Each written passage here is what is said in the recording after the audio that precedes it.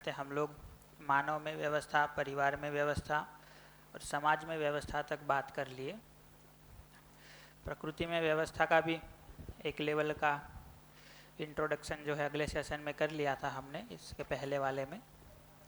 तो उसी चर्चा को मैं थोड़ा आगे बढ़ा देता हूँ और अपेक्षा ये कर रहे हैं कि इस सत्र में प्रकृति में व्यवस्था वाली चर्चा को पूरा कर लेंगे और आज शाम को अगले सेशन में अस्तित्व में व्यवस्था वाले भाग को भी देख लेंगे। तो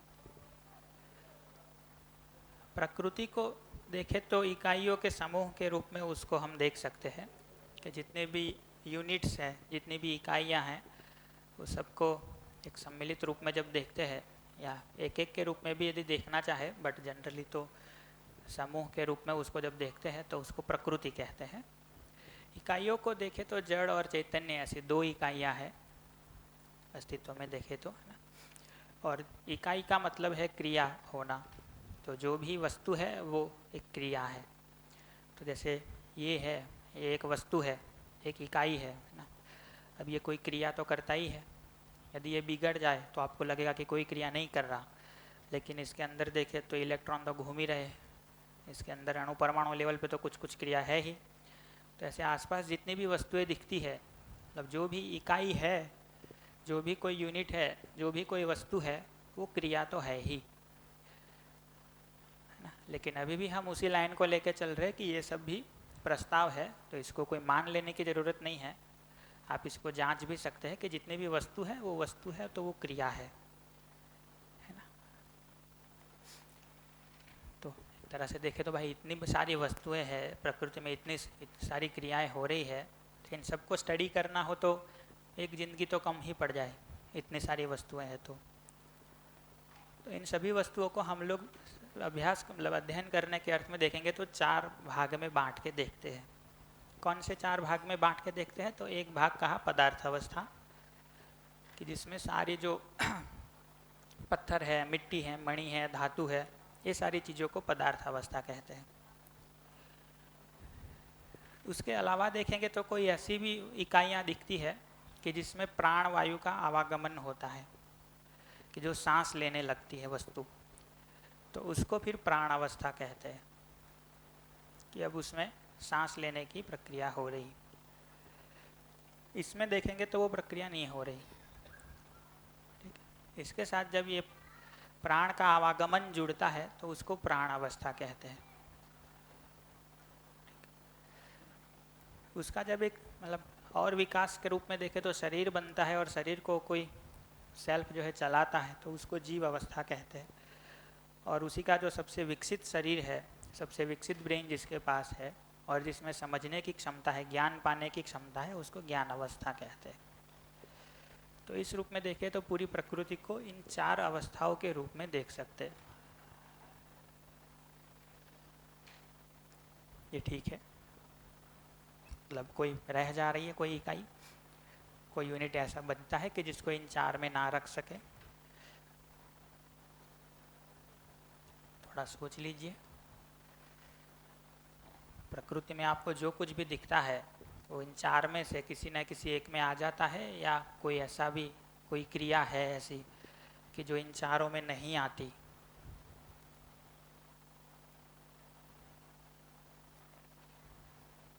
तो ये जो वर्गीकरण किया है उसमें सारी प्रकृति को आप विभाजित कर सकते हैं, वर्गीकृत कर सकते हैं, ठीक है। एक और बात देखें तो ये जो चारों अवस्थाएं हैं, चारों में से खासकर ये जो तीन है, ये अपने अपने हिसाब से सब ऐसे ही चल रहा है या इन तीनों के बीच कोई जुड़ाव है? तो जैसे मैं कहूँ कि ये पदार्थ और प्राण के बीच क्या जुड़ाव है? ये पदार्थ अवस्था और ये प्राण अवस्था, इन दोनों के बीच क्या जुड़ाव है, क्या संबंध है, कैसे इनके बीच संबंध का निर्वाह होता है?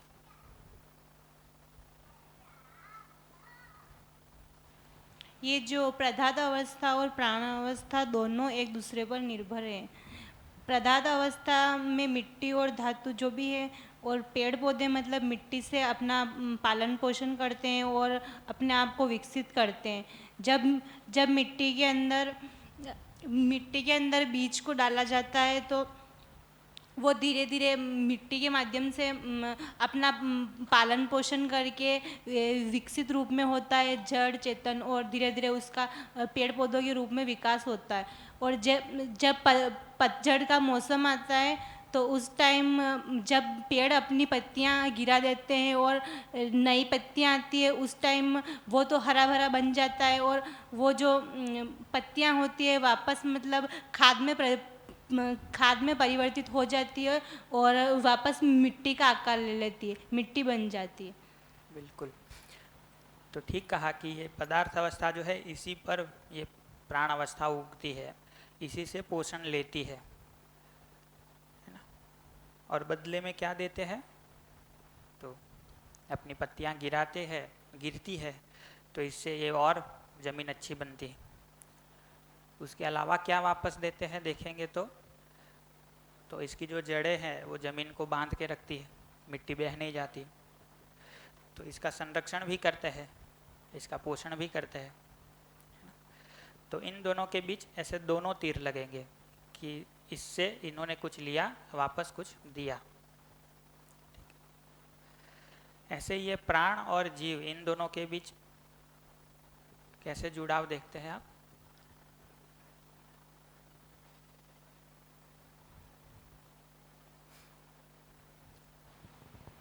पेड़ पौधों से जीव जंतुओं को आश्रय मिलता है, भोजन मिलता है, और बदले में ये इनके फूलों से फल बनने में मदद करते हैं, बीजों का प्रकीर्णन करते हैं ताकि वापस नए पेड़ पौधे डेवलप हो सके। बिल्कुल। तो और कुछ भी कोई कहना चाहे तो? आप कुछ कह रहे थे यही? हाँ। तो इनसे इनको आहार मिलता है और रहने के लिए भी आश्रय मिलता है, और बदले में ये इनको मतलब इनके बीजों का फैलाव करके दे देते हैं, और उसका जो फल बनने की प्रक्रिया है उसमें भी कोई कोई जीव है, सहायक है। अब ये दोनों बच्चे, ये भी कोई बता दीजिए।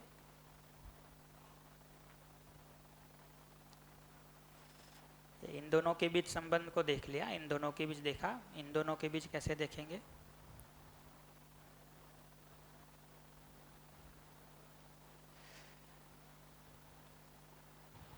कुछ पशु वगैरह है जो इसके अंदर मिट्टी वगैरह में रहते हैं तो उनको आश्रय मिलता है, और इनकी जो विष्ठा वगैरह है उससे वापस मिट्टी अच्छी होती है। इस तरह वो एक दूसरे का सहयोग करते हैं। बिल्कुल। और कोई उसमें कुछ जोड़ना चाहे तो?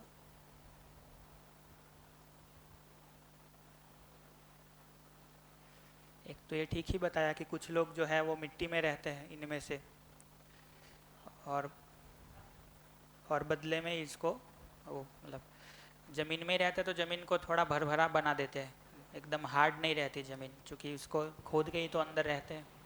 ये फिजिकल में पानी भी आएगा तो ना? पानी में रहने वाले जीवों का भी आपस में उसी तरह संबंध है। पानी में भी रहते हैं और पानी पीते भी है ये इनके शरीर को भी तो पानी चाहिए, तो पानी पीते भी है। ये तीनों आपस में एक दूसरे को कुछ न कुछ देते ही रहते हैं। हाँ, इसमें हवा भी आएगी, देते रहते हैं। हवा भी तो पदार्थ है। हाँ, तो ये सांस भी लेते हैं। ठीक है। तो ये तीनों के बीच देखेंगे तो एक सुंदर व्यवस्था सजी हुई थी, और जैसा हम सबको थोड़ा बहुत अनुमान भी है कि कभी भी कोई भी धरती विकसित होती तो सबसे पहले तो सिर्फ उस पर पदार्थ ही होते हैं। पदार्थ भी बहुत कम होते हैं, पानी नहीं होता, सारे वायु नहीं होते। फिर पदार्थ विकसित होते हैं तो ये थोड़े बनते हैं, ये विकसित होकर ये बनते हैं। ऐसे तीनों के बीच सुंदर व्यवस्था इस धरती पे भी थी। फिर उसमें एंट्री होती है अपनी, मतलब यूँ कह सकते हैं कि यहाँ से फिर विलन की एंट्री होती है। हाँ मतलब आशय तो ये नहीं था कि विलन बने, आशय तो ये था कि ये तीनों जो है उसके साथ हम जुड़ जाए उसी तरह से, और धरती को एकदम जो पर्पस है वो फुलफिल कर दे। फिर हमने किया क्या, तो इससे तो सब लेते ही रहे, अंदर से खोद खोद के निकाल के ले आए। बदले में क्या दिया? इससे भी बहुत कुछ ले लिया, बदले में कुछ नहीं दिया, इससे भी बहुत कुछ ले लिया, है ना। इतना कुछ ले लिया कि गाय को दोहने की मशीन बना ली कि भाई बिल्कुल रह ना जाए अंदर, है ना। जो बहुत सारे जो छोटे जीव होते हैं उनके चमड़ी निकाल के उससे कपड़े बनाते हैं, है ना। बहुत सारे जो ब्यूटी प्रोडक्ट बनते हैं वो भी इनके ऊपर बहुत वो अत्याचार करके बनाए जाते हैं। बदले में क्या दिया वापस, तो है ना। तो आज के दिन देखेंगे तो हमने इसकी भी व्यवस्था बिगाड़ दी, इनकी भी व्यवस्था बिगाड़ दी, और इनमें तो बहुत सारी प्रजातियां लुप्त कर दी और बहुत सी और लुप्त होने को है।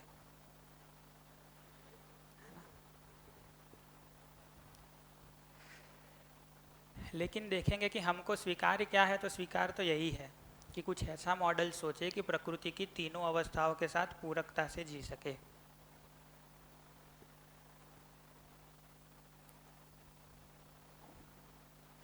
अच्छा, इसमें एक और इंटरेस्टिंग बात देखे ना, एक और लॉजिक लगाए कि पदार्थों से प्राण अवस्था ने लिया, मतलब जो जंगल है या पेड़ है, जो भी पूरी प्राण अवस्था है, उसने पदार्थ अवस्था से बहुत कुछ लिया। पदार्थ अवस्था से लिया मतलब मिट्टी से भी लिया, हवा से भी लिया, ठीक। अब मिट्टी से इसने लिया तो इसका हुआ क्या, तो जहाँ पेड़ पौधे हैं वो ज़मीन ज़्यादा अच्छी है या जहाँ पेड़ पौधे नहीं है वो ज़मीन ज़्यादा अच्छी है? जहाँ पेड़ पौधे हैं वो। इस लॉजिक से क्या समझ में आता है कि इन्होंने जितना लिया उससे कम वापस दिया, उतना ही वापस दिया, ज़्यादा वापस दिया, ज़्यादा वापस दिया। तो इसलिए देखेंगे कि जहाँ बंजर ज़मीन है वो एकदम ख़राब क्वालिटी की है, वहाँ जंगल खड़ा हो जाए तो इसकी क्वालिटी एकदम हाई लेवल की हो जाए। मतलब ये जितना लेते हैं उससे ज़्यादा देते हैं, तभी तो वो समृद्ध हो रही। ऐसे ही हवा के बारे देखें, जहाँ ये नहीं है वहाँ हवा ज़्यादा अच्छी है कि ये है वहाँ हवा ज़्यादा अच्छी है? तो हवा को भी जितना, मतलब हवा से भी जितना लिया उससे ज़्यादा दिया। दोनों का जहाँ समन्वय होता है, मतलब जंगल होता है, तो जहाँ पशु होते हैं वहाँ जंगल ज़्यादा अच्छे होते हैं या पशु नहीं होते वहाँ ज़्यादा जंगल अच्छे होते हैं? तो पशु जहाँ होते हैं वहाँ जंगल ज़्यादा अच्छे होते हैं। तो इसका मतलब पशुओं ने इन दोनों से लिया, उससे ज़्यादा वापस दिया। तो यहाँ तक देखे तो प्रकृति में ऐसा चल रहा है कि जितना ले रहे हैं उससे ज़्यादा वापस कर रहे हैं। तो अपने से जो पिछली पहले वाली अवस्था है उसको ज़्यादा पुष्ट कर रहे हैं, ज़्यादा समृद्ध बना रहे हैं। तो उसी क्रम में हम हैं, तो हमको भी करना तो क्या था, इन तीनों की व्यवस्था को और अच्छा करना था, जितना ले उससे ज़्यादा देना था।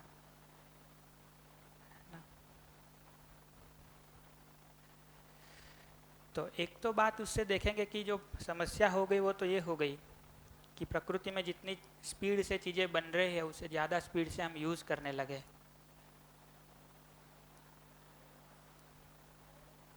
और दूसरा ये हो गया कि जो साइकिल में नहीं आ सकती, चक्र में नहीं आ सकती, ऐसी वस्तुओं को हम ज़्यादा प्रोड्यूस कर रहे हैं। इससे प्रदूषण और चीज़ों का अभाव, ये दोनों ही समस्याएं निकल रही है। तो जैसे अगले सत्र में हमने बात करी थी कि भाई, इसके आगे के सत्र में कि भाई लोहा यूज़ करे कि लकड़ी यूज़ करे ज़्यादा, है ना। तो क्या उत्तर बनता है? लकड़ी यूज़ करे। तो लोहा पहले भी यूज़ तो करते ही थे, लेकिन कितना, जो ज़मीन पका के बाहर देती है उतना। तो भारत में पहले भी लोहा तो यूज़ हुआ ही है, लेकिन कहीं लोहे की वो बड़ी बड़ी माइनिंग नहीं थी। तो ज़मीन पका के बाहर देती है लोहा, है ना। वो पका हुआ लोहा बस गर्म करके पिघला के यूज़ कर लो तो वो नेचुरली पका हुआ लोहा होता है। तो उससे जो विजय स्तंभ बनाया है उसको अभी तक जंग नहीं लगा है, ऐसे ही बाहर खड़ा है धूप में, बरसात में, क्योंकि वो नेचुरली पका हुआ लोहा था।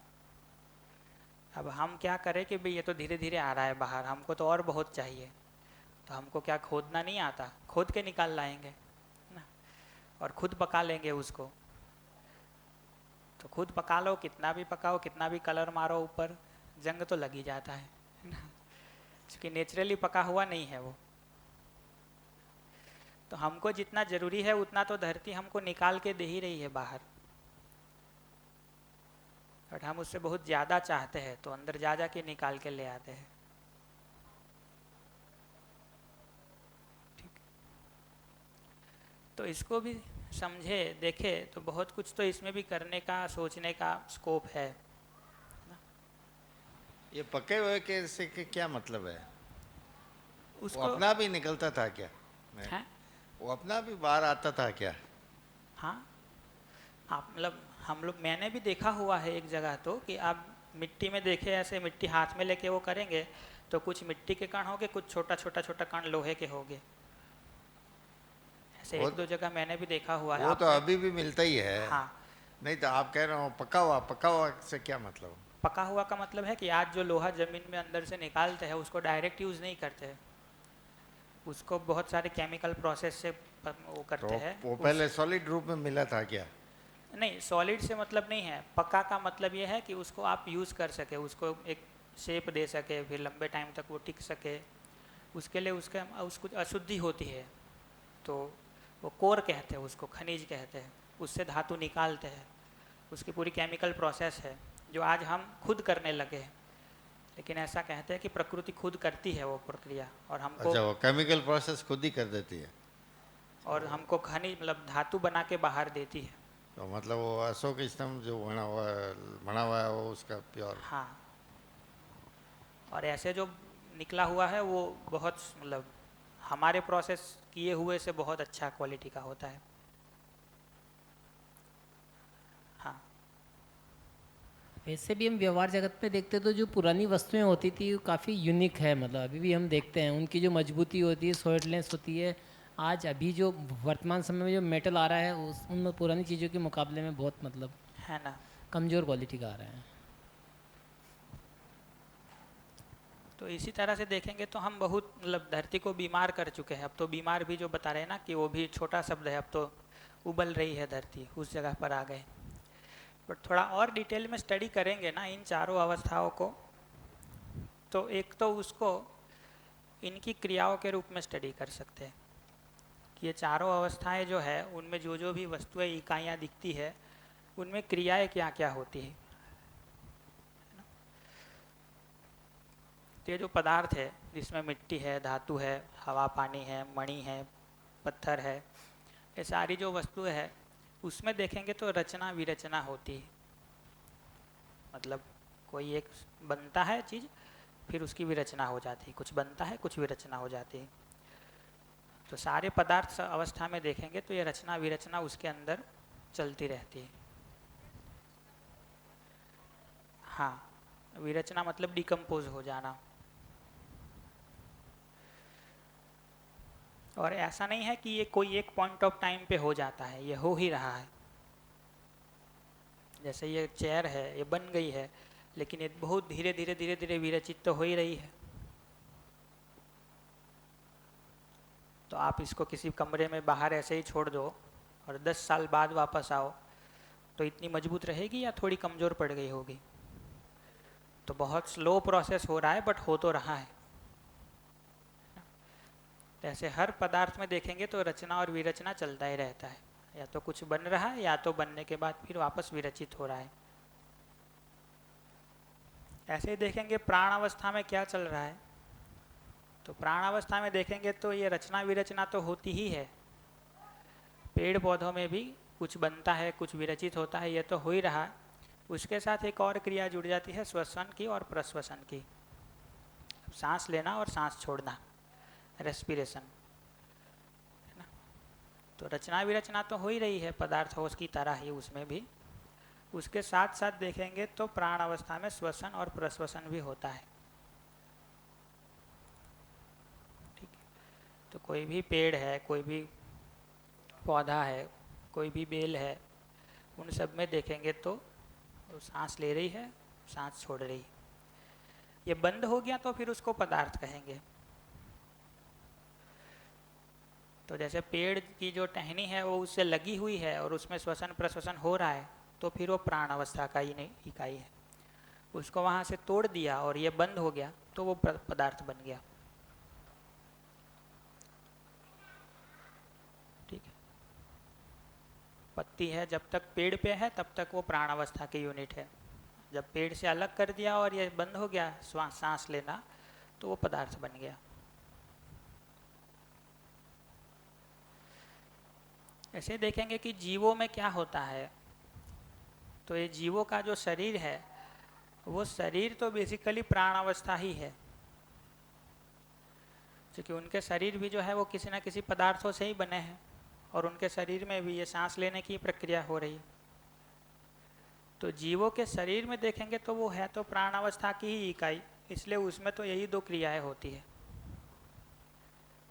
कि रचना विरचना होती है और श्वसन प्रश्वसन होता है। तो जीवों के शरीर में भी देखेंगे तो धीरे धीरे उनका शरीर बड़ा होता है, फिर उनका भी अंगों का विकास होता है, फिर उसमें कुछ विरचना होती रहती है, ये सब चीज़ें होती है और सांस लेना भी होते रहता है। उस शरीर को जो चलाता है, जो मैं है उनके अंदर भी, उसमें देखेंगे तो सिर्फ चयन और आस्वादन होता है।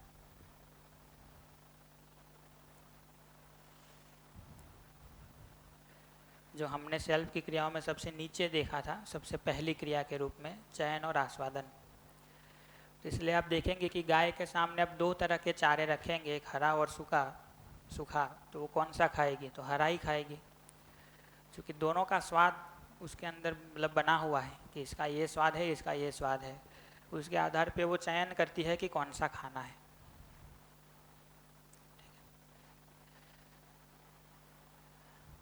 वैसे ही देखेंगे तो जो कुत्ता है उसको भी कुछ समय बाद एक ही एरिया में रहते रहते पता चल जाता है कि इस घर में जाएंगे तो मार के भगा देंगे, इस घर में जाएंगे तो रोटी देंगे। तो ये मार खाने वाला स्वाद उसको ठीक नहीं लगता है, ये रोटी का स्वाद ठीक लगता है। तो वो टेस्टिंग के आधार पे सिलेक्ट करता है, चयन करता है कि किस घर में जाना है। ठीक है ना।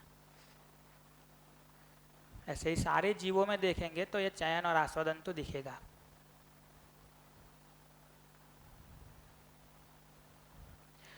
और मनुष्य में देखेंगे तो हमारा भी ये जो शरीर है, ये शरीर भी हमारा प्राण अवस्था की ही इकाई है तो ये शरीर प्राण अवस्था ही। तो शरीर में भी देखेंगे तो रचना विरचना हो रही है और सांस लेना हो रहा है। तो सांस लेने का काम चल रहा है शरीर में और रचना भी और विरचना भी होती रहती है। तो शरीर छोटा था उसमें से बड़े हुए तो भी देखेंगे तो नाखून बाल ये तो बढ़ते हुए दिखते ही है। उसके अलावा भी देखें थोड़ा सूक्ष्मता से तो शरीर में नए सेल बनते ही रहते हैं, कुछ सेल टूटते रहते हैं, कुछ बनते रहते हैं। तो ऐसा बताते हैं कि लगभग कुछ दिनों के अंतराल में हमारा पूरा शरीर नया बन जाता है। तो उस तरह से शरीर में भी रचना विरचना तो होती रहती है और सांस लेना भी होता है। हमारे सेल्फ में देखेंगे, हम में देखेंगे तो चयन आस्वादन तो हम भी करते हैं, तुलन विश्लेषण भी करते हैं, चित्रण भी करते हैं और उससे आगे की क्रियाओं में भी जागृत होने की संभावना हम में है।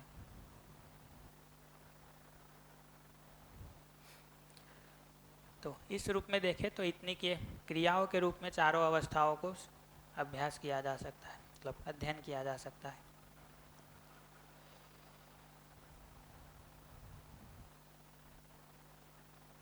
बताइए, इतने पे कोई प्रश्न है तो पूछ लीजिए, ना आगे बढ़ते हैं।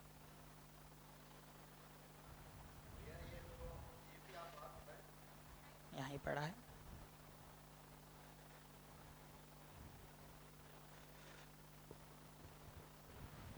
भैया वो आप अभी जो जीव के बारे में बताया बंद है माइक, क्या ऑन हो गया? हेलो हाँ भैया, ये जो जीव के बारे में आप अभी बता रहे ना, हाँ, तो अभी इसमें एक मेरा थोड़ा सा था। हेलो हाँ। तो ये थोड़ा जीव के बारे में समझना था कि जो अभी ये चींटी वगैरह है, इसको आप किस में मानते हो, जीव है या नहीं है? उसमें चींटी जो है उसको जीव है या नहीं है? मकोड़े जो है या जो लट है उनको जीव मानते हैं अपन? तो इन चारों को पहचानने का एक और क्राइटेरिया देख को समझने के लिए। तो पदार्थ अवस्था जो है उसमें पहचानना और निर्वाह करना होता है। मैं क्राइटेरिया बता देता हूँ आपको, है ना, कि मतलब नापेंगे कैसे, इसको जांचेंगे कैसे। तो ये जो पदार्थ है उसमें पहचानना और निर्वाह करना, ये दो काम होते हैं। मतलब आप देखेंगे कि जैसे हाइड्रोजन है और ऑक्सीजन है, दोनों एक दूसरे को पहचानते हैं और निर्वाह करके पानी बना देते हैं। ठीक है, ये है, ये धरती को पहचानता है, तो इसको यहाँ से छोड़ दूंगा तो धरती के साथ पहचान के निर्वाह करता है, नीचे गिरता है। तो ये पदार्थों में पहचानना और निर्वाह करना होता है। प्राण अवस्था में क्या होता है, तो प्राण अवस्था में भी पहचानना और निर्वाह करना होता है। तो जैसे पेड़ है, आप मान लो इस हॉल में पेड़ उगा दो और उस खिड़की के पास उगाओ, तो जिस ओर से धूप आती है वो उसी ओर अपना ग्रोथ ज़्यादा करता है। ठीक, एक साइड पानी ज़्यादा भर के रखोगे तो उसकी जड़ें ज़्यादा उस साइड फैलती है। ये सब आप कभी मतलब देखिएगा, पेड़ों का भी ऑब्जर्वेशन करें तो कोई कोई पेड़ आप देखेंगे कि दीवार के अंदर कोई ऐसे क्रैक हुई हो और उसमें मिट्टी भरी हो, उसमें कोई उग जाता है छोटा सा कुछ, तो पहले तो ऐसे निकला हुआ होता है, फिर ऊपर जाता है। तो ये पेड़ों में भी देखेंगे तो पहचानना निर्वाह करना दिखेगा आपको। अभी सिंपल बात है, इतनी सारी मतलब इतना बड़ा वायुमंडल है, उसमें से उनको जो चाहिए वही हवा तो ले रहा है, वो कार्बन डाइऑक्साइड ही ले रहा है ना, तो कुछ तो कर ही रहा है, पहचान रहा है। तो इसमें भी पहचानना निर्वाह करना होता है। जीवों में देखेंगे तो एक और क्रिया जुड़ जाती है, मानने की क्रिया। मानना, पहचानना, निर्वाह करना। तो अभी जैसे भैया बता रहे थे ना कि वो गाय है, बच्चे को कुछ नहीं करती, तो ये जो बच्चा है ये मेरा मतलब छोटा बच्चा है, इसको कुछ नहीं करना, ये उसने माना हुआ है। उस तरह मान के उसके साथ पहचानती निर्वाह करती है। कोई दूसरा आता है तो ये पराया है, ये मेरा अपना नहीं है, ऐसा मान के उसके साथ वैसा पहचानती निर्वाह करती है। कुत्ते को देखेंगे तो वो भी मान लेता है कि ये मेरे है, ये मेरे नहीं है। तो इसमें मानना की प्रक्रिया जुड़ जाती है, मानना, पहचानना, निर्वाह करना होता है। और हम में देखेंगे तो मानने के अलावा जानने की भी क्षमता है, जान भी सकते हैं। तो हम में जानना, मानना, पहचानना, निर्वाह करना होता है। तो क्या हो गया कि इसमें सिर्फ पहचानना निर्वाह करना, इसमें भी पहचानना निर्वाह करना, ये मानना, पहचानना, निर्वाह करना, और इसमें जानना, मानना, पहचानना, निर्वाह करना। तो अब जिस भी चीज़ को आप स्टडी करना चाहे उसको एक लंबे टाइम में ऑब्जर्व करके देखिए, उसके साथ कुछ एक्सपेरिमेंट करके देखिए। आपको लगता है कि इसके अंदर कोई मानने की प्रक्रिया होती है, आपको लगता है कि ये कुछ मान लेता है, तो वो जीव अवस्था है। लगता है कि ये नहीं, मानने की प्रक्रिया इसमें नहीं होती, इसका जो पैटर्न है वो पैटर्न के अनुसार ही वो चलते रहता है, ये कुछ मानना नहीं है, इसकी मान्यताएं बदलती हो ऐसा लगता नहीं है, इसमें पैटर्न ही है जिसको वो फॉलो करता है, तो वो जीव नहीं है, वो प्राण है। ये उसका क्राइटेरिया है। मतलब इस आधार पे आप तय कर सकते हैं।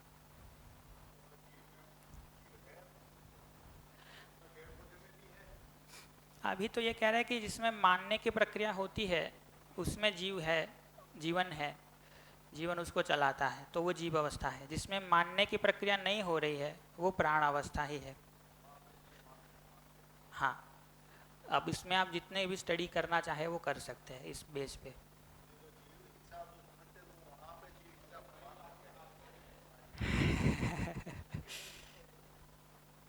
ठीक है, तो इस तरह आप इसको क्लासिफाई कर सकते हैं।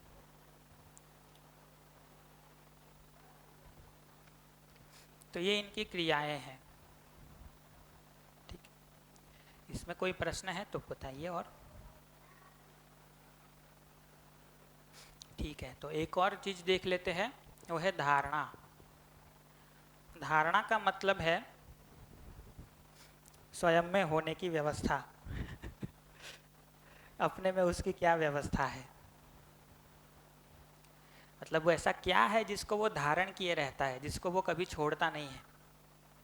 ऐसा क्या है कि जिससे जिसको अलग नहीं किया जा सकता। तो यही लिखा हुआ है, स्वयं में होने की व्यवस्था। तो उसको देखे तो जो पदार्थ है उसकी धारणा है अस्तित्व। मतलब आप कुछ भी कर लो, पदार्थ को मिटा नहीं सकते, उसको एक स्वरूप से दूसरे स्वरूप में ले जा सकते हैं। बहुत बड़ा है तो तोड़ तोड़ के छोटा छोटा छोटा छोटा बारीक से बारीक कर सकते हैं, लेकिन नष्ट नहीं कर सकते। ठीक है, आप जला देंगे तो वो किसी और स्वरूप में मिल जाएगा, बट नष्ट तो नहीं होगा ना। तो जो भी पदार्थ है उसका ये धारणा ही है कि वो नष्ट नहीं होता, वो है और व्यवस्था में है, वो है और नियमों के अनुसार ही है। तो उसको कहते हैं उसकी धारणा अस्तित्व, या कई बार उसको सिर्फ अस्थि कहते हैं, उसका होना ही उसकी धारणा है।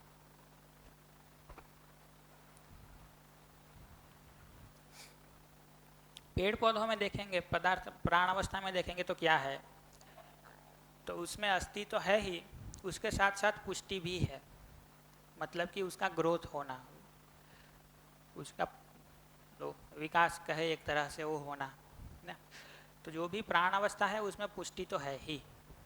कोई भी पेड़ है, कोई भी पौधा है, कोई भी बेल है, वो बड़ा तो होता ही है, उसमें पुष्टि तो होती ही है, उसको आप अलग नहीं कर सकते। आप उसके पुष्टि तत्व को, मतलब तत्व नहीं कहेंगे, आप उसके पुष्टि को बंद कर दिए तो वो पदार्थ बन गया। तो जैसे पेड़ है, उसकी एक टहनी को काट दिए तो अब उसमें पुष्टि बंद हो गई, लेकिन वो पदार्थ ही बन गया, अब वो प्राण अवस्था नहीं रहा।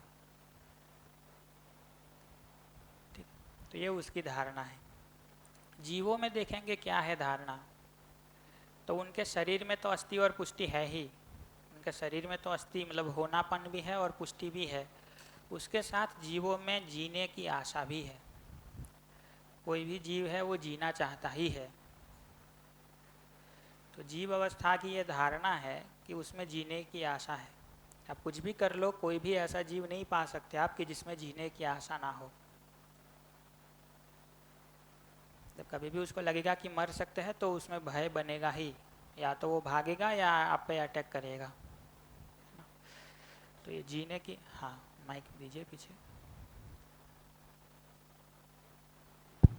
ये जैसे पेट्रोल अपन ने जला दिया, अब वो कार्बन मोनोऑक्साइड बन गया, उसका रूप बदल गया, पेट्रोल नहीं रहा लेकिन उसका रूप बदल गया।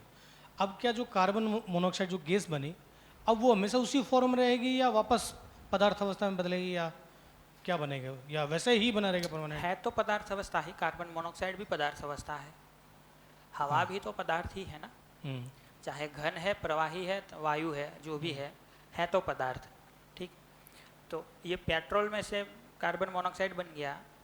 अब कार्बन मोनोऑक्साइड पे भी बहुत सारी केमिकल प्रोसेस तो कर ही सकते हैं आप, उसको एक टेम्परेचर से नीचे ला देंगे तो वो भी घन बन ही सकता है, प्रवाही बन ही सकता है। उसकी कोई और प्रोसेस करके आप उसको दूसरे में कन्वर्ट कर ही सकते हैं, बदल सकते हैं, उसका रूप तो बदला जा सकता है। हो ही सकता है। वो तो किसी की भी गैस पे आप कर सकते हैं। बस ये है जो अभी कह रहे थे कि कार्बन मोनोऑक्साइड है वो नेचुरली इतना प्रोसेस नहीं होता है। कार्बन डाइऑक्साइड नेचुरली प्रोसेस हो जाता है क्योंकि पेड़ उसको सांस में ले लेता है। तो आप कार्बन डाइऑक्साइड निकाल रहे हैं तो वो नेचुरली रिसाइकल हो जाता है। कार्बन मोनोऑक्साइड नेचुरली रिसाइकल नहीं होता है क्योंकि पेड़ उसको नहीं लेता है। उसका फिर क्या, वो वैसे ही बना रहेगा हमेशा के लिए? उसीलिए तो ये प्रदूषण बढ़ रहा है, गर्मी बढ़ रही। लेकिन उसका लॉन्ग टर्म में कोई प्रोसेस तो होगा, आई थिंक लॉन्ग टर्म में कुछ तो होता होगा। हाँ, मुझे बहुत पता नहीं है क्या होता होगा, बट जो केमिस्ट्री थोड़ा बहुत अच्छे से जानते हैं उनको कुछ पता होगा कि उसका भी कुछ तो होता होगा। ये पेड़ भी एक अवस्था के बाद में ग्रोथ बंद हो जाती है ना, पेड़ पौधों की भी हाँ, कुछ तो वो ग्रोथ वर्षों बंद के हो, बाद में ग्रोथ बंद हो जाती है ना। ग्रोथ बंद हो जाती है, उसको देखेंगे तो तब वो पदार्थ बन जाता है वापस। तो आप जिस पेड़ को कह रहे हैं कि ये मर गया, इसकी ग्रोथ बंद हो गई, फिर वो पेड़ नहीं है, वो लकड़ी है। तो या तो पुष्टि हो रही है या पदार्थ बन गया है। ऐसा नहीं हो सकता कि पेड़ भी है और पुष्टि नहीं हो रही, ये कंडीशन नहीं हो सकती। तो ऐसे जीवों में देखेंगे तो क्या है, तो जीने की आशा। और जब मानव में देखते हैं तो हमारा शरीर भी है तो प्राण अवस्था ही, तो शरीर भी मतलब इसके पदार्थ में भी अस्थि भी है, पुष्टि भी है, और हमारी जीने की आशा जो है वो अब निरंतर सुखपूर्वक जीने की आशा के रूप में दिखती है। तो इसलिए पहले दिन से आपको पूछते हैं इतना कॉन्फिडेंस है कि आप सुखपूर्वक जीना चाहते हैं कि दुखपूर्वक, तो हमको पता है कि ये सबका उत्तर यही निकलेगा, सुखपूर्वक जीना चाहते हैं। चूँकि ये प्रकृति का नियम है कि हर मानव में ये धारणा है ही कि वो निरंतर सुखपूर्वक जीना चाहता ही है। तो ये धारणा को भी देखें तो चारों अवस्थाओं की इन धारणा के रूप में अध्ययन हो सकता है, स्टडी हो सकती है।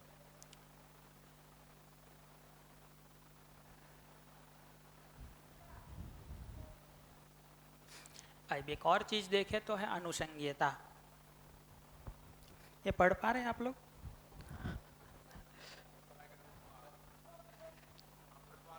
परंपरा के रूप में आचरण की निश्चितता कैसे होती है, उसको कहते हैं अनुषंगीयता। परंपरा मतलब एक है, उसके बाद दूसरा, उसके बाद तीसरा, उसके बाद चौथा, ये भी जो परंपरा बनती है उसमें आचरण निश्चित कैसे होता है। तो पदार्थ में देखें तो वो परिणाम अनुषंगी है। मतलब आप यदि H2O बनाते हैं, कहीं भी बनाते हैं, कभी भी बनाते हैं, आप H2O बनाते हैं तो उसका आचरण निश्चित ही है कि वो आपकी प्यास बुझाएगा, आग को बुझाएगा। ठीक है ना? मतलब कभी भी आप पानी बनाते हैं, कभी भी आप एक तरह का कोई परिणाम, एक तरह का कॉन्स्टिट्यूशन बनाते हैं तो वो वैसा ही बर्ताव करेगा, उसका आचरण वैसा ही होगा। ये निश्चितता है पदार्थों में। किसी भी पदार्थ में देखें तो आप कहीं भी सोडियम क्लोराइड बनाएंगे NaCl, आज बनाए चाहे 10 साल बाद बनाए, चाहे यहाँ बनाए चाहे पाकिस्तान में बनाए, कहीं भी, तो वो खारा ही होगा, क्योंकि NaCl मतलब नमक। तो जो नमक बना वो नमक कहीं भी एक ही तरह का आचरण करेगा। यहाँ का नमक खारा है, आपके वहाँ नमक मीठा है, ऐसा नहीं होता। हाँ। तो सर जी लास्ट में आपने कहा इनहेरेंट, उसकी हिंदी क्या लिखी आपने? अनुषंगीयता। अनुषंगीयता।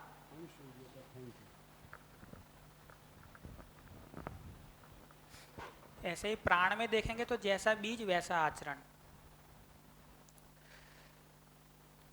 तो आप नीम का बीज लगा दिए और ये अपेक्षा नहीं रख सकते कि इस पे आम आएगा, वो कभी नहीं आएगा। तो जैसा बीज लगाया है उसका वैसा ही आचरण होगा। तो राजस्थान का नीम कड़वा होता है ऐसा नहीं है, नीम ही कड़वा होता है ना? तो कहीं भी आप जाए, जैसा बीज वैसा उसका आचरण।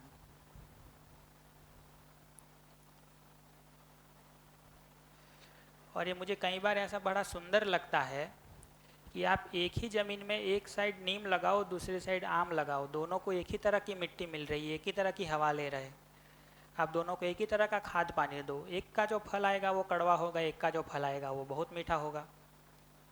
नहीं, कई बार देखे तो कितनी सुंदर व्यवस्था दिखती है प्रकृति में कि एक ही ज़मीन में एक ही हवा पानी ले रहे, फिर भी एक का जो फल है वो कड़वा है, एक का पत्ता कड़वा है, दूसरे का मीठा है। तो जिसका जैसा बीज वैसा उसका आचरण।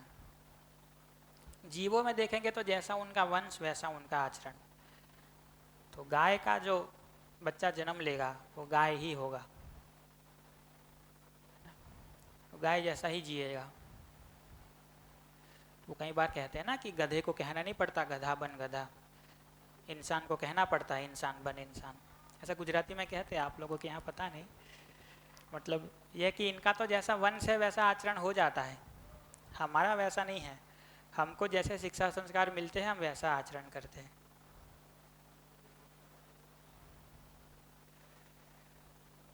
तो जैसे शिक्षा संस्कार हो गए वैसा जिएंगे। तो बहुत सदाचारी माँ बाप के बेटे हैं लेकिन शिक्षा संस्कार ठीक नहीं हुए तो दुराचारी भी बन के जी सकते हैं। बहुत दुराचारी माँ बाप के बेटा बेटी है बट शिक्षा संस्कार ठीक हुए तो सदाचारी भी जी सकते हैं ना। तो हमारी अनुषंगीयता को देखें मतलब तो वो है कि शिक्षा संस्कार से सुनिश्चित होता है। मानव वंश में जन्म ले लिया तो मानव जैसा जीना आ गया, ऐसा नहीं है। तभी तो शिविर चलाना पड़ रहा है। अब इन लोगों का थोड़ी ना कोई शिविर करना पड़ रहा है।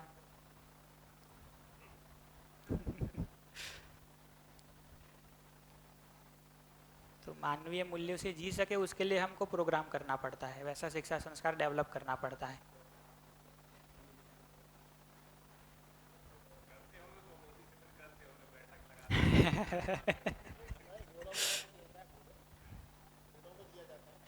वही, वो किसी एक तरह की आपकी स्किल को डेवलप करने के लिए और वो हमारे यूज के लिए।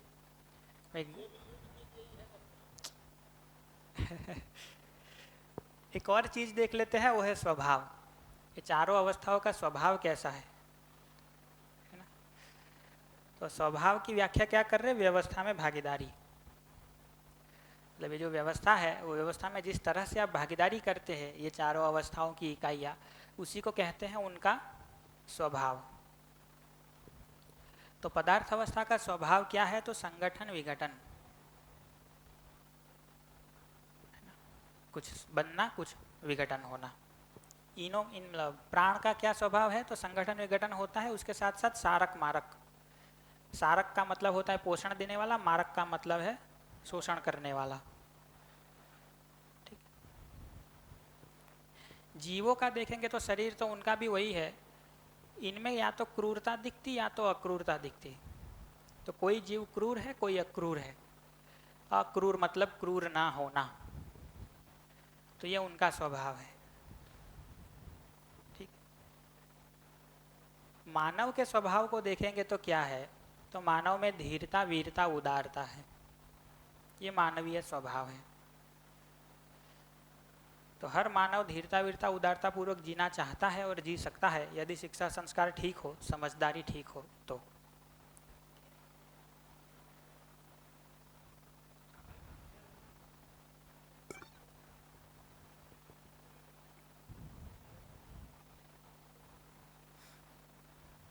जो ये सारक मारक की बात हुई, मतलब मैं इसे थोड़ा सही समझ नहीं पाई। पेड़ पौधे कैसे मारते हैं, ऐसा है? उस तरह मारते नहीं हैं, लेकिन आप कोई जहरीला फल खा जाएंगे तो मर जाएगी। धतूरा खा जाएंगे तो वो प्रॉब्लम हो जाएगा, मर जाएंगे। तो ये शरीर के अंदर हमारे जाके हम जिंदा रह पाए ऐसी प्रोसेस नहीं करते, वो मारने वाली प्रोसेस करते हैं। वो उनका स्वभाव है, उनकी व्यवस्था है, वो मारना चाहते नहीं है किसी को, लेकिन वो उनकी व्यवस्था है कि वो खाएंगे तो आपके शरीर में ऐसी प्रक्रिया होगी कि जिससे वो टिक नहीं पाएगा, तो वो मारक है। सारक वो है कि जिससे आपका शरीर पुष्ट हो, उसको पोषण मिले।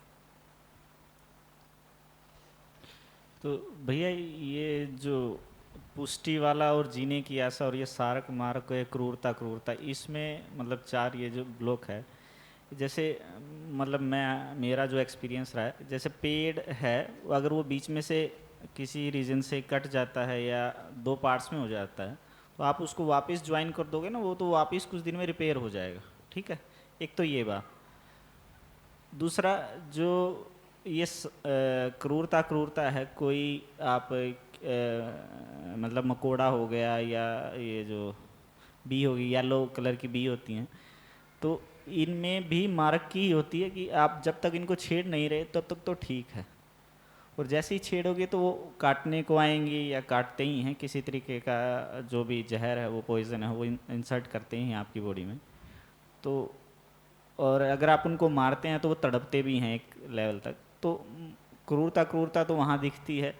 और जो प्लांट्स, एक जीने की आशा भी, अगर मान लो अगर एक एंगल से देखा है तो जीने की आशा भी दिखती ही है, तभी वो वापस काट रहे हैं। और पेड़ वापस जो जुड़ रहा है तो वो पुष्टि के अर्थ में जुड़ा है, या उसे पता है कि जैसे ही होगा मैं वापस? भाई कहना तो यही बनेगा कि पुष्टि के अर्थ में जुड़ा है। यदि जीने की आशा होती तो जब आप उसको काटते तो वो कोई मतलब कुल्हाड़ी चलाते उस पर तो वो कोई रिएक्शन देता, वो नहीं देता है। तो ये एक चार्ट मतलब बना देते हैं, टेबल बना देते हैं, बट आप उसको स्टडी करने जाएंगे तो आपको बहुत कुछ ऑब्जर्वेशन करना पड़ेगा प्रकृति में। ठीक है ना?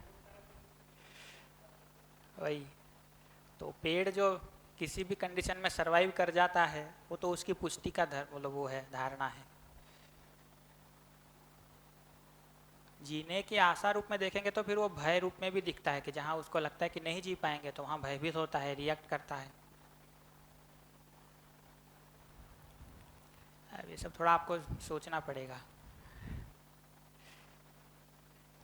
मतलब मैं एक और पैरामीटर, वो भय प्रलोभन वाला जो होता है वो शायद में भी हो कि अगर उसे भय लगता है तो वो वहाँ से मतलब दूर हट जाता है। बट प्रलोभन वाला तो उसमें भी दिखता है, अगर कीड़े वगैरह को कोई मीठा वगैरह दो या उस तरह का, तो वो प्रलोभन में तो वो भी आ ही जाते हैं, ऐसा नहीं नहीं आते हैं। हाँ, बट भय वाला थोड़ा सा एक अलग एंगल की भय नहीं हो। वही, ये प्रलोभन के अर्थ में आते हैं या पुष्टि के अर्थ में आते हैं, वो भी तय करना कठिन है ना। भैया मच्छर भी जीव में ही आते हैं ना। मैं वही कह रहा हूँ कि मच्छर में मानने की प्रक्रिया होती कि नहीं होती, इसको स्टडी करिए। मानने की प्रक्रिया जिसमें होती है वो जीव है, मानना नहीं होता है वो जीव नहीं है, वो प्राण अवस्था है। अब इसको आप ऑब्जर्व करिए कि उसमें मानना, कोई मान्यता बनाता है मच्छर या नहीं बनाता है, हैं? वही तो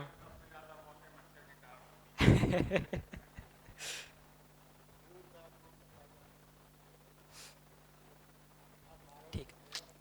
इसमें जो धीरता वीरता उदारता लिखा है उसको थोड़ा मैं एक्सप्लेन कर देता हूँ। क्योंकि तीनों शब्द तो हमने सुने हुए ही है, उसके मतलब को थोड़ा थोड़ा देख लेते हैं, चूँकि ये भी भाव ही है। हमने जो 9 भाव स्टडी किए ना, उसके अलावा भी कुछ है, उसके अलावा 21 है और टोटल इसमें देखे तो 30 भाव है। 9 को देखा, उनमें से 2 मतलब बाकी 21 में से 3 ये है, धीरता वीरता उदारता। तो धीरता की व्याख्या ये करते हैं कि न्यायपूर्वक जीने में मेरी निष्ठा है। न्यायपूर्वक जीने में निष्ठा मतलब धीरता। तो ये कैसे धीरता हो गई? तो जैसे मैं आपके साथ व्यवहार कर रहा हूँ, आप उस तरह से भावपूर्वक नहीं जी रहे मेरे साथ। मैं आपके साथ बहुत भावपूर्वक जी रहा हूँ, लेकिन आप भाव को पहचान भी नहीं पा रहे मेरे, और उतना भावपूर्वक बदले में जी भी नहीं पा रहे। लेकिन फिर भी मैं आपके साथ जीने में लगा हुआ हूँ कि एक दिन आप भी समझेंगे, आप भी भावपूर्वक जी पाएंगे। तो इसको कहते हैं कि मैं आपके साथ धीरतापूर्वक जीता हूँ। आप गलतियाँ करते रहते हैं, आप भाव सही से नहीं पहचानते हैं, आप कितना भी मुझे आहत करने की प्रक्रिया में लगे रहते हैं, विरोध करते रहते हैं, फिर भी मेरी निष्ठा बनी रहती है कि मैं तो न्यायपूर्वक जीता रहूं। वो है धीरता। मतलब मेरी ओर से तो वो प्रक्रिया में करता रहूं। एक दिन आप भी समझ पाएंगे तो आप भी न्याय कर पाएंगे, आप भी भावपूर्वक जी पाएंगे। इस तरह मैं जीता हूं तो मैं धीरतापूर्वक जीता हूं। ये ठीक हो गया। वीरता किसको कहेंगे? तो वीरता का मतलब ये है कि न्याय दिलाने के लिए भी मैं निष्ठा दिखाता हूँ। मतलब आप बहुत परेशान हैं, आपको कहीं अन्याय हो रहा है, आप दुखी है, तो आपको भी न्याय दिलाने के लिए मैं अपनी ओर से एफर्ट लगाता हूँ, तो वो मेरी वीरता है। और उदारता का मतलब ये है कि आप भी और हर कोई न्यायपूर्वक जी पाए, व्यवस्था में जी पाए, उसके लिए मैं प्रसन्नतापूर्वक अपना तन मन धन लगाता हूँ, तो वो मेरी उदारता है। तो एक शब्द मैं बहुत जानबूझ के बोला हूँ, प्रसन्नतापूर्वक। लगाना पड़ रहा है इसलिए लगा रहे, वो उदारता नहीं है। प्रसन्नतापूर्वक लगा रहे तो वो उदारता है। बट इस पर और बहुत कुछ डिटेलिंग हो सकता है धीरता वीरता और उदारता पर, बट अभी थोड़ा ही उसको करते हैं, क्योंकि ये भी भाव है। जैसे बाकी सभी भाव के एक एक पूरे सेशन लिए उस वैसा इन पे भी लिया जा सकता है, बट फिर बहुत हैवी हो जाएगा, है ना। तो अभी इतना ही रखते हैं। धीरता का मतलब है न्यायपूर्वक जीने में निष्ठा। वीरता का मतलब है न्याय दिलाने में निष्ठा। और उदारता का मतलब है कि सभी लोग न्यायपूर्वक जी पाए, व्यवस्था ढंग से चल पाए, उसके लिए मैं तन मन धन प्रसन्नतापूर्वक लगाता हूँ, तो वो उदारता है।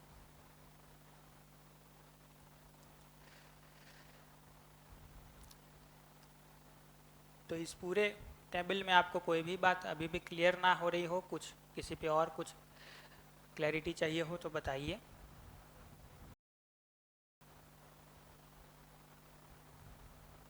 हाँ, माइक का ठीक है। रचना विरचना का ही पूछ रहे हैं ना। तो रचना का मतलब होता है कुछ बनना, और विरचना का मतलब होता है वापस टूट जाना।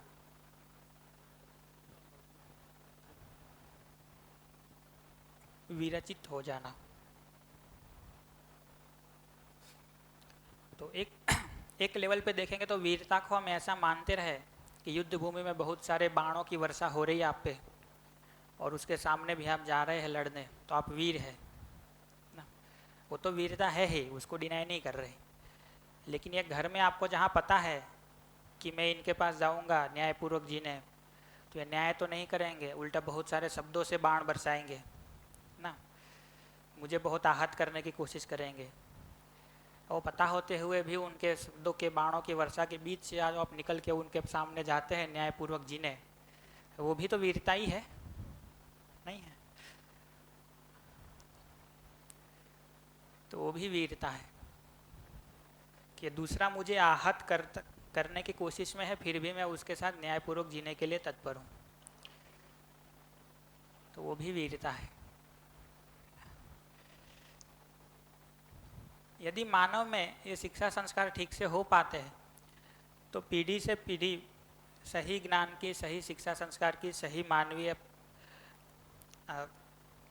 शिक्षा संस्कार की, सही ज्ञान की, समाधान की, निरंतर सुख की एक मानवीय परंपरा बन सकती है। क्योंकि हर मानव ऐसा जीना चाहता ही है ना, ये स्वभाव ही है मानव का। तो यदि इस तरह से जी लिए, मतलब इसको सफल कर दिए, तो काम पूरा हो गया हमारा।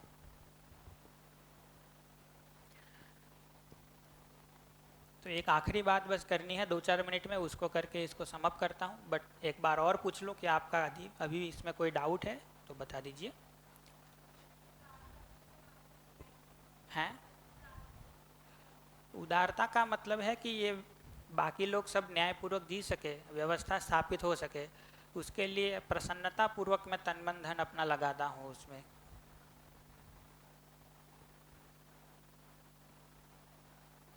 प्रसन्नता पूर्वक। उदारता भी देखेंगे तो वो भी परिवार के लिए, समाज के लिए ही है, दूसरों के लिए ही है। क्योंकि आप तन मन धन लगा रहे हैं व्यवस्था के लिए, उसका मतलब आप दूसरों के लिए लगा रहे हैं ना। हैं? कृतज्ञता वो है कि मेरी किसी ने सहायता की है तो मैं उसके प्रति कृतज्ञ हूँ। तो इसको एक सीन के मतलब रूप में देखे तो आप यहाँ शिविर करने आए हैं, तो जिन लोगों ने व्यवस्था के लिए अपना तन मन धन लगाया उनके प्रति आप कृतज्ञ हैं, और उन लोगों ने अपना तन मन धन लगाया है, उन लोगों की उदारता है। कहाँ? माइक यहीं तो पड़ा है। कृतज्ञता समृद्धि के अर्थ में है, उदारता ज्ञान के अर्थ में, ऐसा कुछ है क्या? ठीक से देखेंगे तो दोनों ही समझदारी के, ज्ञान के अर्थ में ही है। तो कैसा होगा, जैसे मेरी उदारता है तो मैं तन मन धन लगाता हूँ आपके लिए, आप समझ सके उसके लिए, वो स्वीकार के आप कृतज्ञ होते हैं। आप मेरे लिए तन मन धन लगाते तो वो आपकी उदारता है, वो आपकी उदारता का फल मुझे मिला तो मैं आपके प्रति कृतज्ञ होता हूँ। हो पाता है ये स्पष्ट?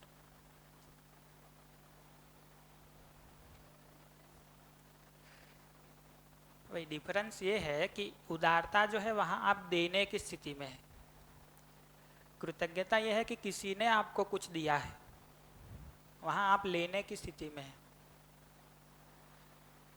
तो कृतज्ञता वो है जहाँ मुझे सहयोग मिला है, उदारता वो है जहाँ मैं सहयोग दे रहा हूँ।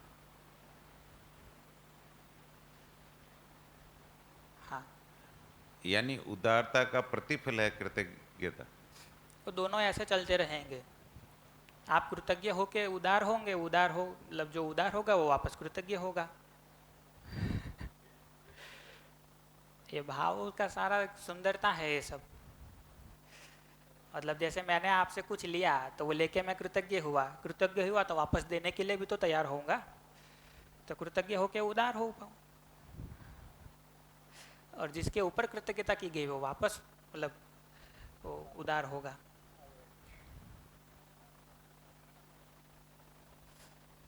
ठीक है, तो है अभी तो एक पुष्टि के अर्थ में हो गया ना? किसके अर्थ में? पुष्टि के लिए मतलब इनरिच कर रहे हैं ना एक तरह से। हाँ, ये पुष्टि कह रहे हो तो यह है कि वो अपनी पुष्टि, अपना ग्रोथ कर रहा है, ये हम दूसरों की सहयोग के लिए लगाते हैं।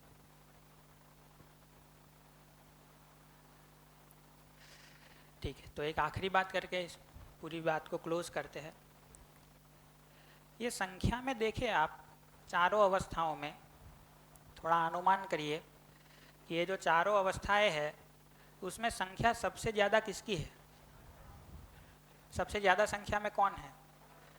पदार्थ। कितने सारे पदार्थ हैं? उससे थोड़े कम ये है ना? उससे कम ये है, सबसे कम हम हैं। ऐसा ही है? ऐसा ही है। दूसरा देखें कि सस्टेनेबिलिटी किसकी कितनी है, मतलब टिकाऊपन। सबसे ज़्यादा टिकाऊ कौन है? उससे कम ये है। मतलब इसको तो कर कर के क्या कर लेंगे आप, इससे थोड़ा मतलब मेहनत करके इसको नुकसान किया जा सकता है, उससे थोड़ी मेहनत में इसको नुकसान किया जा सकता है, और थोड़ा तापमान इधर उधर हो जाए तो हम तो बहुत परेशान हो जाते हैं। मतलब आप मानिए कि यदि गर्मी बहुत बढ़ गई तो हमारे लिए बहुत परेशानी है, हमसे थोड़ी कम परेशानी इनसे है, इनको है, इससे कम परेशानी इनको है, इनको क्या ही फर्क पड़ता है। तो टिकाऊपन में भी देखें तो सबसे टिकाऊ ये है, उससे कम ये, उससे कम ये, उससे कम ये। तो एक तो संख्या में भी ऐसा है, टिकाऊ होने में भी ऐसा है, और निर्भरता में देखें, इसको होने के लिए किसी की ज़रूरत नहीं है। ये ऊपर वाले तीन ना भी रहे ना तो इसको क्या फर्क पड़ता है? जैसे अभी चंद्रमा है, पूरी पदार्थ अवस्था ही है चंद्रमा, पदार्थ अवस्था भी पूरी नहीं हुई है, सारे पदार्थ नहीं है, पर जो भी थोड़े बहुत है यही है, ये तो कुछ है ही नहीं, फिर भी है ना, अपना घूम रहा है आराम से, क्या दिक्कत है उसको? तो इसको होने के लिए किसी की ज़रूरत नहीं है। इसको होने के लिए देखें तो इसकी ज़रूरत है,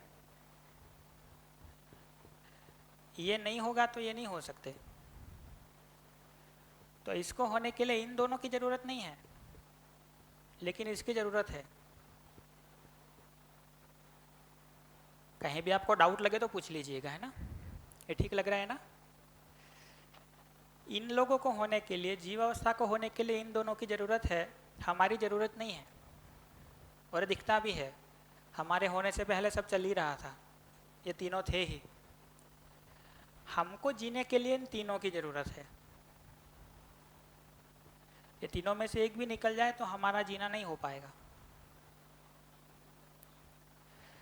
तो एक तरह से देखें तो ये अस्तित्व को टिकाए रखने में संख्या में भी हम सबसे कम हैं, हमारा टिके रहने की ताकत भी सबसे कम है, हमारी निर्भरता सबसे ज़्यादा है। तो यदि धरती पे कुछ भी हुआ, सबसे पहले कौन निपटेंगे? थोड़ा भी प्रलय आना शुरू हुआ, सबसे पहले हम ही नष्ट हो जाएंगे। प्रलय से इन तीनों को थोड़ी डर लग रहा है, ये कुछ मर जाएंगे ज़्यादा, बहुत सारे बच जाएंगे। इन दोनों में से ये भी बहुत सारे बच जाएंगे, इनको तो वैसे ही कुछ नहीं होने वाला। तो एक तरह से जो हम बोल रहे हैं ना, धरती बचाओ, ये धरती में बाकी तीनों को तो बहुत ज़रूरत नहीं है, अपने आप को ही बचाना है। कि कुछ भी हुआ तो सबसे पहले हम ही निपट जाएंगे, है ना? तो इस रूप में देखें तो ये जो करना बनता है वो भी ये है कि हमको अपने बने रहने के लिए इन तीनों के साथ व्यवस्था को पहचान के व्यवस्था में जीना है। दूसरा ये भी है कि ये तीनों है तो हम है, तो उस रूप में कृतज्ञता भी बनती है इन तीनों पे, और उसके तहत उनके साथ जिम्मेदारी से जीना भी बनता है।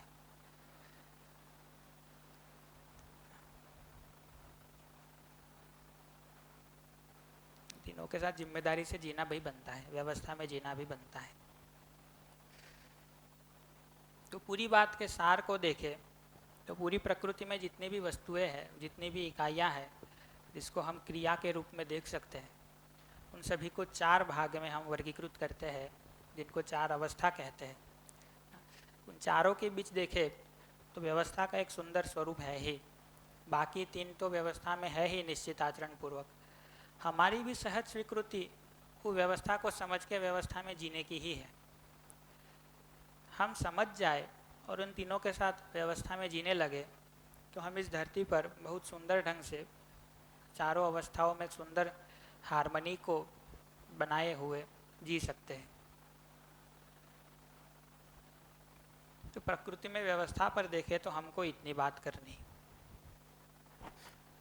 और जो करने का स्वरूप बनता है वो जैसे मैंने कहा कि जो व्यवस्था का स्वरूप है ही, जो हमको बनाना नहीं है वो है ही ना। जो व्यवस्था है ही उसको समझे और उस व्यवस्था पूर्वक परस्पर पूरकता का निर्वाह करते हुए जीने के स्वरूप को विकसित करें।